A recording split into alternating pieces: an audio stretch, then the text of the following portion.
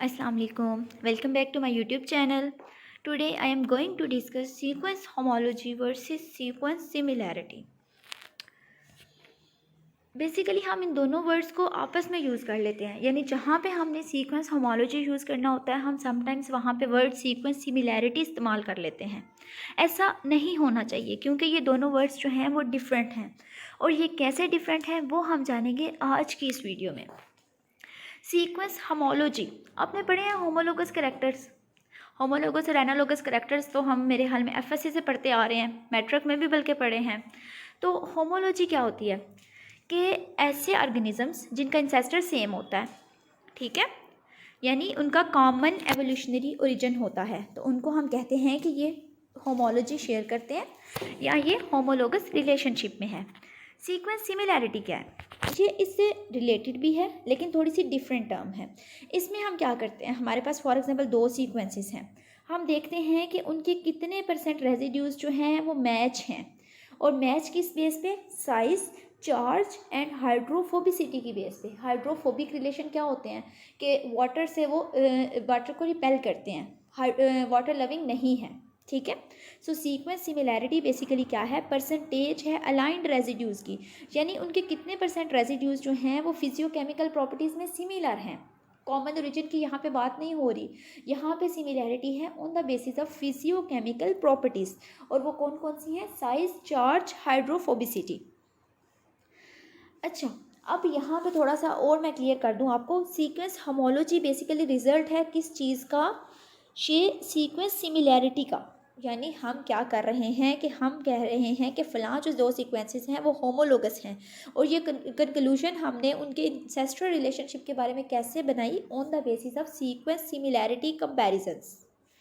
हम दो sequences match कर रहे हैं, उनमें बहुत ज़्यादा सिमिलैरिटी है, तो हम क्या कहते हैं कि इनका इंसेस्टर जो है वो कॉमन है। यानी सीक्वेंस सिमिलैरिटी जो है वो क्या देती है हमें रिजल्ट में? Sequence homology. और अगर हम सीक्वेंस सिमिलैरिटी की बात करें तो ऑब्जर्वेशन है फ्रॉम द सीक्वेंस अलाइनमेंट, यानी इसमें एवोल्यूशनरी रिलेशनशिप का कोई अमल दखल नहीं है, बल्कि इसका जो रिजल्ट होता है उसको हम क्या कहते हैं? Sequence homology. ये क्लियर हो गया ना कि सीक्वेंस होमोलॉजी क्या है? जब दो सीक्वेंसेस का एवोल्यूशनरी जो इंसेस्टर है वो सेम है। सीक्वेंस सिमिलैरिटी क्या है? दो सीक्वेंसेस को हम अलाइन कर रहे हैं, उसमें रेजिड्यूज जो हैं वो देख रहे हैं फिजियोकेमिकल प्रॉपर्टी की बेस पे कि कितने परसेंट सिमिलर हैं, और उसके रिजल्ट में हमारे पास क्या आ जाती है? Sequence homology.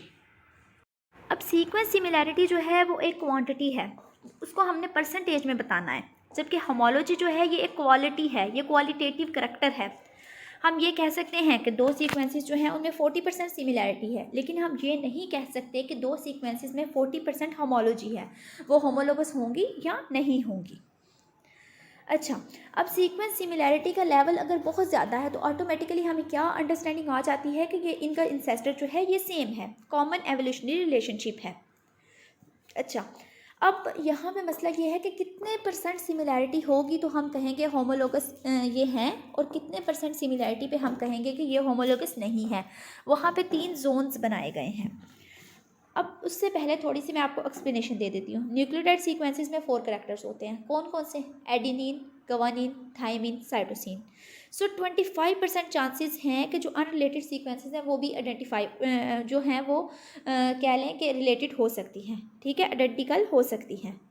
प्रोटीन सीक्वेंसेस, कितने अमाइनो एसिड से प्रोटीन बनती है? 20 अमाइनो एसिड से। सो 5% चांसेस हैं कि जो रेजिड्यूज़ हैं वो बाय चांस मैच हो सकते हैं, यानी 75% क्या है कि रिलेटेड सीक्वेंसेस ही मैच होंगी। सिर्फ 25% चांसेस ये होते हैं कि रैंडम जो चांस है आइडेंटिकल होने का सीक्वेंसेस का वो भी अकर हो सकता है।